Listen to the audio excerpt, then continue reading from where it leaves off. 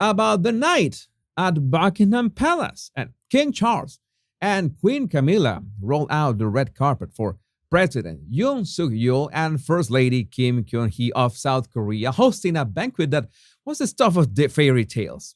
This wasn't just any dinner party.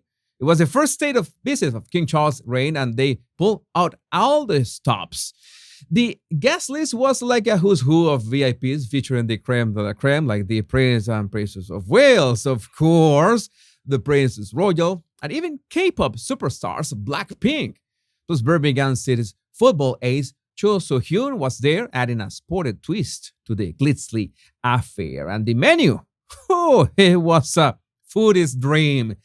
Guests nibble on warm tartlets with soft poached egg and spinach puree, savor a brace of Windsor pheasant with a fancy croquette, and finish off with a mouth-watering mango ice cream bomb. Ah, my rogues, I need to find out how to get invited to this. If you have any ideas, just let me know. But King Charles, ever the Echo Knight, made sure the palace decor was on point and sustainable. They even dug up and reported ferns to add some greenery to the gala. And in a classy nod to the past, the tableware got a royal update from Queen Elizabeth monogram to the kings. And even though it was King Charles' big night, he made sure to honor his late mother, Queen Elizabeth II. He reminisced about her 1999 trip to South Korea, recalling her awe at the country's natural beauty and warm hospitality. And Princess Catherine truly sparked, rocking a century-old tiara that hadn't seen the light of day in many decades.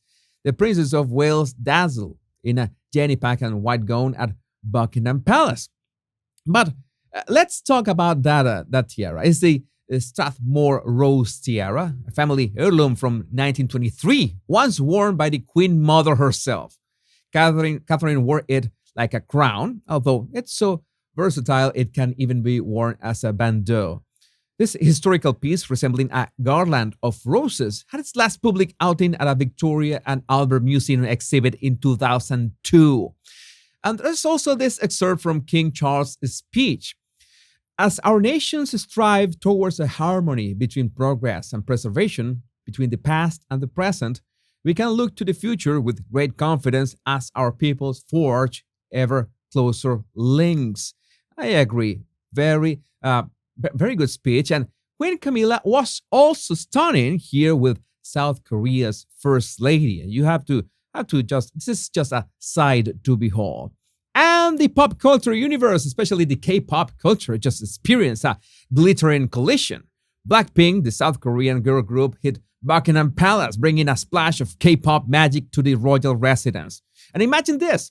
The South Korean president is in London, and who pops by for a royal rendezvous?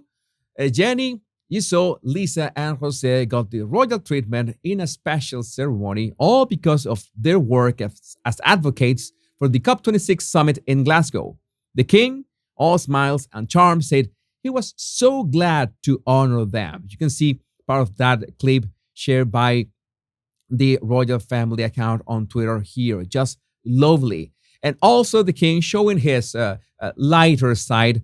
He was joking with them. It was really nice to watch this clip with the band about their long-lasting teamwork, and even hinted he might catch one of their live shows someday. Who knows? Jenny Kim thrilled to bits, called receiving the MBE the most honorable thing for them.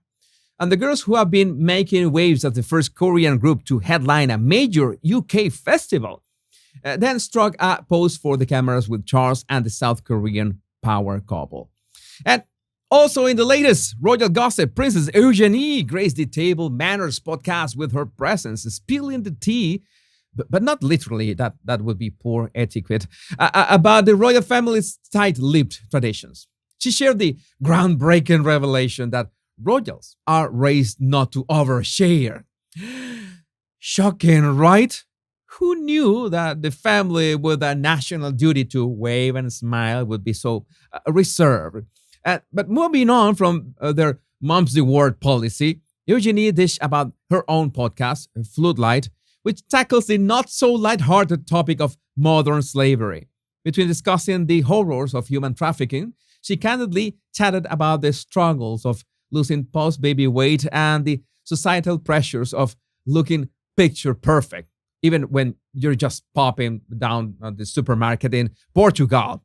Well, I praise her effort of mixing those two topics. It shouldn't be easy at all. But in terms of modern slavery, maybe she could interview people working at Archwell.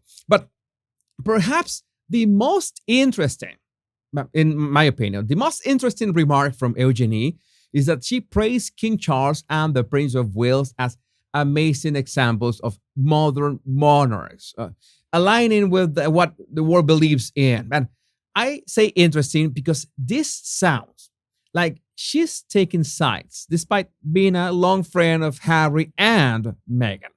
I have to tell you something about her, about Eugenie. I have admiration for anyone who tries to carve their own space in the world, even if you are born into one of the most public families in the world. Yes, she sided with the dastardly duo until very recently, so she's still on my keep scrutinizing box, but I think she's making baby steps into the right direction. So only time will tell. And time is what King Charles wants to spend with his grandchildren. It seems he's decided to take a break from his royal duties every now and then and play the role of the doting grandpa. Forget about the stuffy old aristocratic traditions.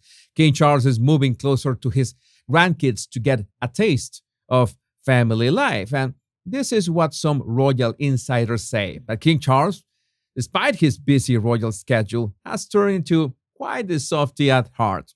Maybe he now hosts secret royal meetings at that playground that he built for Prince George when he was born. Who knows? That would be cute. But it's not just about play dates and swings.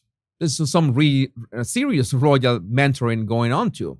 The king might be giving Prince William some tips and tricks to pass on to young George and maybe even direct mentoring. These are the royal ropes. And of course, there's a bit of a dilemma here. While King Charles is getting cozy with his grandkids, poor Prince Harry's children, Archie and Lily, are all the way across the pond missing out on some serious royal grandpa love.